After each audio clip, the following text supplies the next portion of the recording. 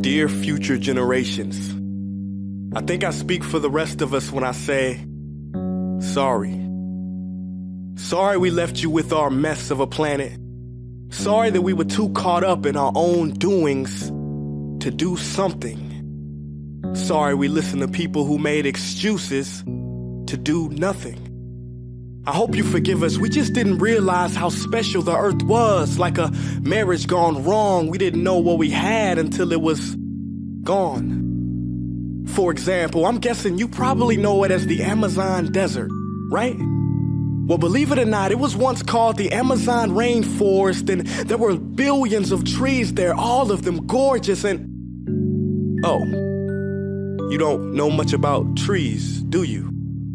Well, let me tell you, trees are amazing. I mean, we literally breathe the air they are creating. They clean up our pollution, our carbon. They store and purify water, give us medicine that cures our diseases, food that feeds us, which is why I'm so sorry to tell you that we burn them down. Cut them down with brutal machines, horrific, at a rate of 40 football fields every minute. That's 50% of all the trees in the world gone in the last 100 years. Why? For this. And that wouldn't make me so sad if it weren't so many pictures of leaves on it. You know, when I was a child, I read how the Native Americans had such consideration for the planet that they felt responsible for how they left the land for the next 7 generations. Which brings me great sorrow, because most of us today don't even care about tomorrow. So I'm sorry. I'm sorry that we put profit above people, greed above need, the rule of gold above the golden rule. I'm sorry we use nature as a credit card with no spending limit, overdrafting animals to extinction, stealing your chance to ever see their uniqueness or become friends with them. Sorry we poison the ocean so much that you can't even swim in them. But most of all, I'm sorry about our mindset, 'cause we had the nerve to call this destruction progress. Hey Fox News, if you don't think climate change is a threat, I dare you to interview the thousands of homeless people in Bangladesh. See, while you were in your penthouse nestled, their homes were literally washed away beneath their feet due to rising sea levels. And Sarah Palin, you said that you love the smell of fossil fuels. Well, I urge you to talk to the kids of Beijing who are forced to wear pollution masks just to go to school.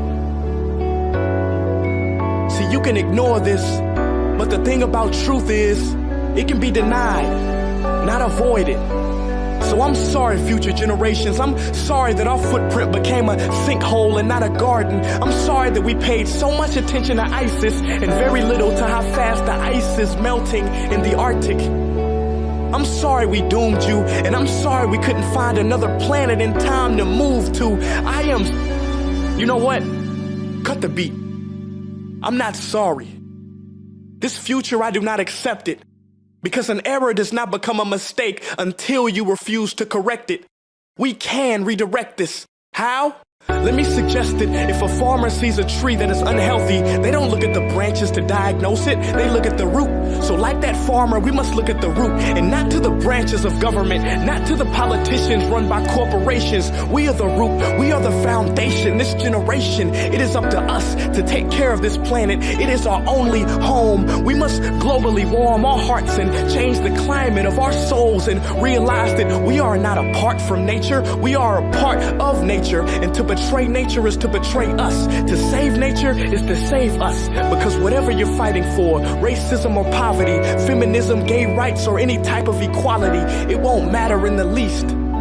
Because if we don't all work together to save the environment, we will be equally extinct.